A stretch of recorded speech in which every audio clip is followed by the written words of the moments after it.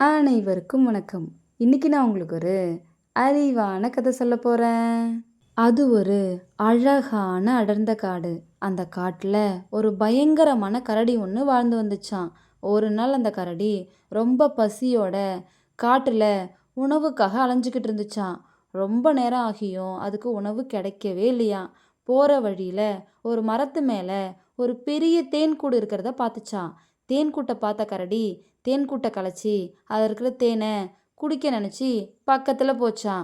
அப்போ ஒரு தேனி கரடி தன் கூட்டுக்கு பக்கத்தில் வர்றதை பார்த்துட்டு அதுவும் கரடிக்கு பக்கத்தில் வந்துச்சான்.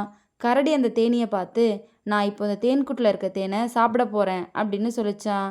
தேனி உடனே, இது எங்களோட வீடு, இதை ஒன்றும் செஞ்சிடாதீங்க அப்படின்னு கெஞ்சிச்சான்.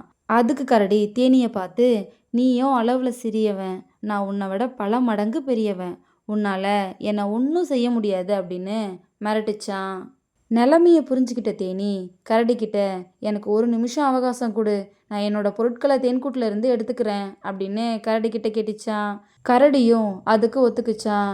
தேன்கூட்டுக்கு போன ஒரு தேனி தேன்கூட்டில் இருந்த எல்லா தேனீக்கிட்டேயும் நடந்த விஷயத்தையெல்லாம் சொல்லிச்சான்.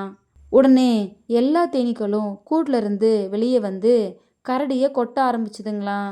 கரடி வலி தாங்க முடியாம அங்கேருந்து ஓட ஆரம்பிச்சுதான். தேனீக்களும் விடாமல் துரத்துச்சிங்களாம். வேற வழி இல்லாமல் தேனீக்கிட்ட இருந்து தப்பிக்க கரடி காட்டில் இருந்த ஒரு ஆறுல குதிச்சுதான். கொஞ்ச நேரம் அப்புறம் தேனீக்களும் கரடியை மன்னிச்சிட்டு தேன்கூட்டுக்கு போச்சிங்களாம்.